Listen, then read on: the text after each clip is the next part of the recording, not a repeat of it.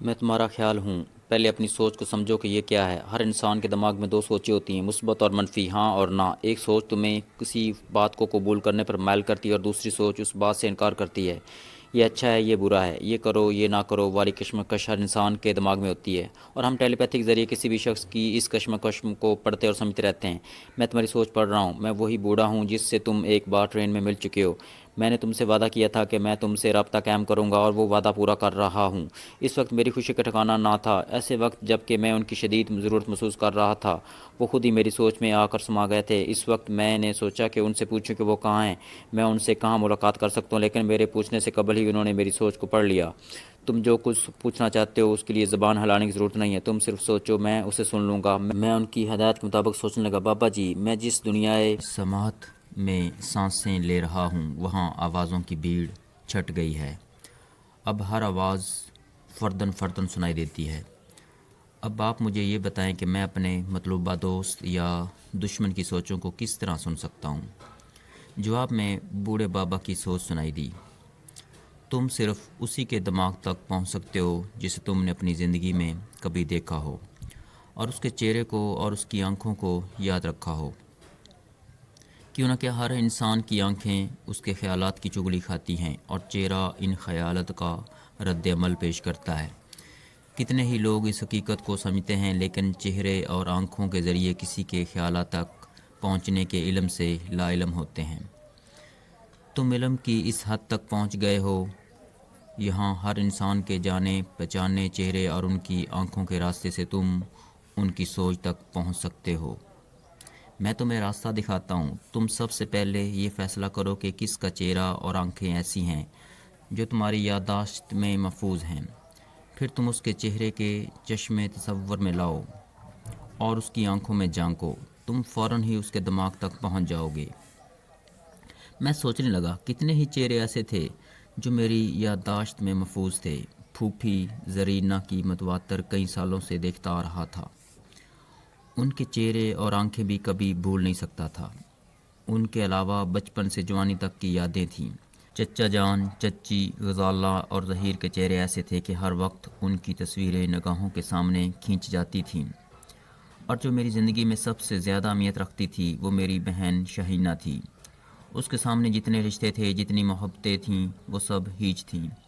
میں نے فیصلہ کر لیا کہ میں اپنی بہن شہینہ سے رابطہ قائم کروں گا۔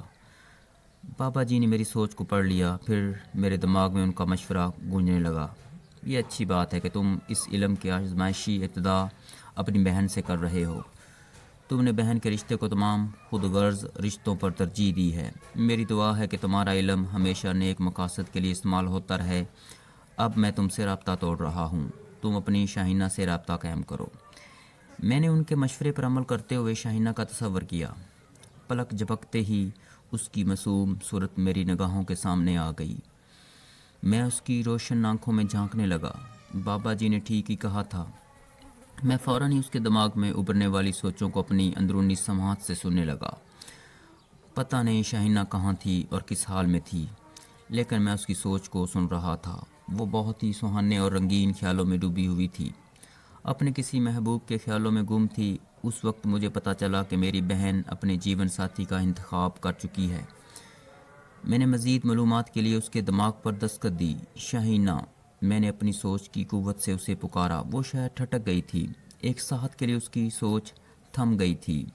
پھر اس نے سوچا، یہ کیا، میں اپنے آپ کو شائنہ کہہ کر کیوں مخاطب کر رہی ہوں؟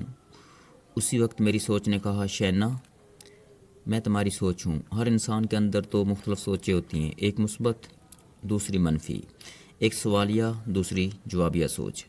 ایسا اکثر ہوتا ہے کہ انسان خود ہی سوالیہ انداز میں سوچتا ہے اور خود ہی جواب دیتا ہے۔ لہٰذا میں تمہاری سوالیہ سوچ ہوں۔ بتاؤ، کیا تمہیں اپنے فرحات بھائی جان کی یاد نہیں آتی؟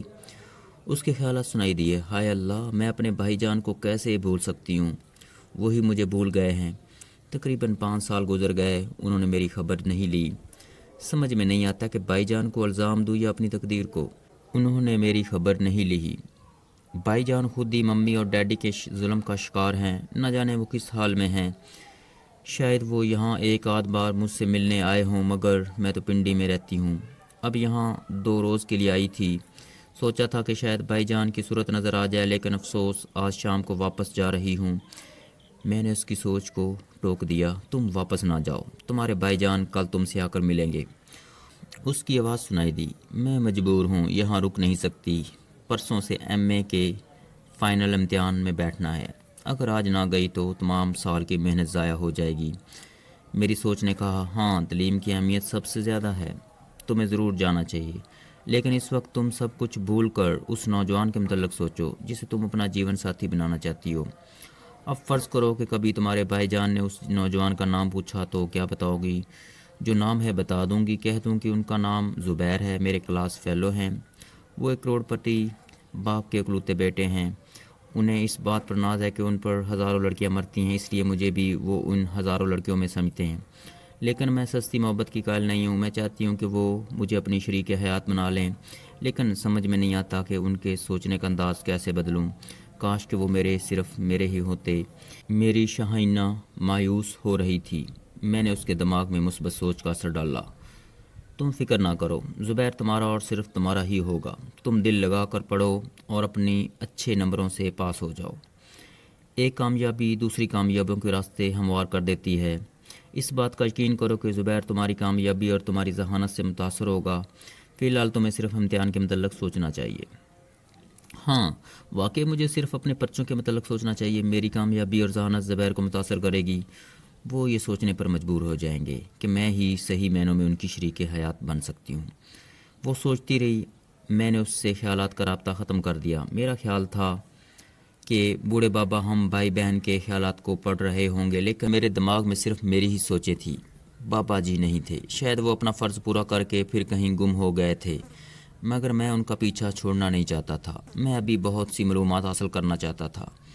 میں نے فوراً ہی ان کا تصور کیا، میری نگاہوں کے سامنے ان کی تصویر ابھرنے لگی، جھریوں والا چہرہ، سفید داڑھی، سفید بھویں اور سر کے بال بھی سفید تھے، ان کے چہرے کے اطراف سفید دودیا روشنی کا حالہ تھا، میں ان کی بوڑھی آنکھوں میں جھانکنے لگا۔